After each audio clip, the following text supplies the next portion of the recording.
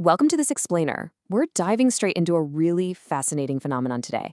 On the surface, you might just see a wildly popular children's cartoon, but when you look a little closer, it's actually this incredibly intricate ecosystem. It's designed to tackle everything from toddler tantrums to the very real crisis of screen time, all while making some pretty complex religious history accessible to preschoolers. Here is our roadmap for today. We'll start with the power of observation, move into teaching everyday morals, translating Islamic history, tackle the gadget addiction crisis, and finally wrap up with safe streaming for kids. Let's get right into it. Section 1. The power of observation. Monkey see, monkey do. So, we kick things off with a parenting challenge I think we all know too well. Just how lightning-fast children absorb and mimic the behavior around them. It literally boils down to this simple, undeniable truth of child psychology. Monkey see, monkey do. Kids are basically little sponges, right? They don't just listen to what we say, they carefully watch what people do. And the show tackles this head-on with a grocery shopping trip at the mall that is just so incredibly relatable. Just look at how this unfolds. Little Hannah is at the mall, sees a total stranger, another little girl throwing a massive, screaming fit over a toy, and she totally logs that as a new life skill. Later, at the ice cream shop, she tests it out on her dad, crying, demanding extra toppings, and her dad just trying to avoid a massive public scene because, let's be honest, we've all been there, totally caves. Boom, the new trick works. So, naturally, she pushes the limit further later on for donuts. But finally, the parents realize they've been enabling her, they put their foot down, and Hana gets a firm, consistent timeout on the stairs to cool off. It is just a brilliant, step-by-step look at how bad habits form and how firm parenting breaks them. Moving right along to Section 2, Teaching Everyday Morals, Ethics in Action. Now the show zooms out a bit, moving past basic behavior to broader ethical boundaries and social responsibilities. They use these fantastic everyday scenarios, like the kids spot a guy with a shovel in their yard, immediately assume he's a burglar, and try to build a trap. Turns out it's just Mr. O'Neill, the pipe repairman. The takeaway? Get your facts straight before jumping to conclusions. Then there's an episode where the dad just wants to toss Grandpa's busted TV in the trash. The kids end up learning all about e-waste. How does nasty toxic chemicals actually leach into our water, and they decide to repair and recycle it instead. They even dive into human responsibility in nature, showing how careless hikers trying to cook in the woods can accidentally spark a massive forest fire. It's heavy stuff for sure, but they package it perfectly for a young audience. All right, Section 3, Translating Islamic History, the Big Picture. This is where things get really interesting, seeing how the creators bridge the gap between everyday ethics and profound historical traditions for young minds. Instead of just saying, hey, observe this holiday, they actually explain the why. Take Qurbani, for instance. They frame it clearly as a sacrifice specifically meant to share beef with folks who might literally only get to eat it once a year. Or Ashura, which is explained as a day of fasting to remember when Prophet Musa or Moses saved his people. They lean on these epic historical events to teach kids about ultimate trust and giving.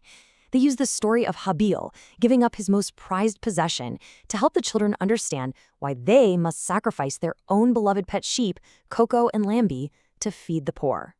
You got these dramatic visuals of Prophet Musa parting the sea to escape Pharaoh's army, and that wild story of King Nimrod throwing Prophet Ibrahim into this raging fire only for the flames to miraculously turn cool. And that actually brings us to this absolutely beautiful metaphor in the show. There's a tiny bird trying to put out that massive fire meant for Prophet Ibrahim. And the kids ask a completely logical question. Wait, the sparrow is tiny, its beak is tiny. Is that actually going to work? Now, obviously, the sparrow knew a few tiny drops of water wouldn't put out a raging inferno. But it's this profound lesson in intent versus outcome. Doing your absolute best, no matter how small you are in the grand scheme of things, is what truly counts. The bird actually says, this is the best that I can do so that when I am questioned, I'll have the answer, hopefully. Just incredibly powerful stuff. Now, pivoting to Section 4, the gadget addiction crisis, a modern meta lesson. This is a bold move. You have a digital media property dedicating an entire storyline to the dangers of, well, digital media. So there's a character named Sufi who gets totally obsessed with this new tablet game. A guest character, a mufti, comes in and breaks it down. The show lays out these stark, side-by-side contrasts. On one hand, a healthy kid makes eye contact, eats, and sleeps normally. On the other, The gadget-addicted kid isolates themselves. Their sleeping and eating schedules go completely haywire, and they even get real physical symptoms like neck pain and eye strain. It is a highly clinical, accurate breakdown of digital addiction, right there in the middle of a cartoon. But here is the most fascinating part of the whole thing. The creators aren't just lecturing the children, they are looking right past them and directly calling out the parents. The Mufti explicitly says that parents who use devices as digital pacifiers, just handing them over to keep the kids quiet without any limits, are the root of the problem. It's a huge wake-up call. Parents have to step up, set strict boundaries, and endure that inevitable pushback to break the addiction. Which leads us perfectly into Section 5, Safe Streaming for Kids, the Durio Plus solution. So the creators realize that lecturing about healthy media habits is kind of pointless if the platforms the kids are watching on are fundamentally broken and unsafe.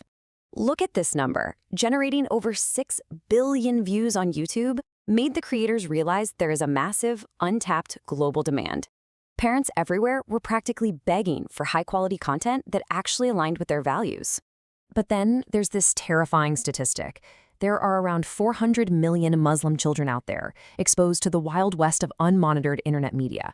Sure, there's good stuff out there, but there is also a whole lot of bad, algorithm-driven garbage. They knew they had to build something safer.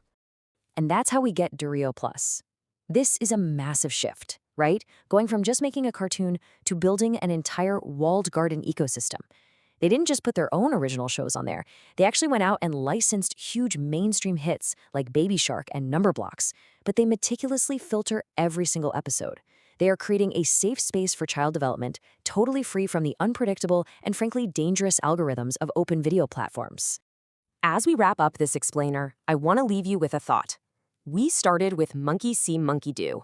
The creators understand that concept to their core, which is exactly why they evolved into building a totally safe streaming ecosystem. So take a hard look at the media ecosystem in your own home. What monkeys are your children observing on their screens, and what behaviors are they absorbing? Because at the end of the day, kids are always going to mimic what they see. Thanks for joining me today, and keep asking those tough questions.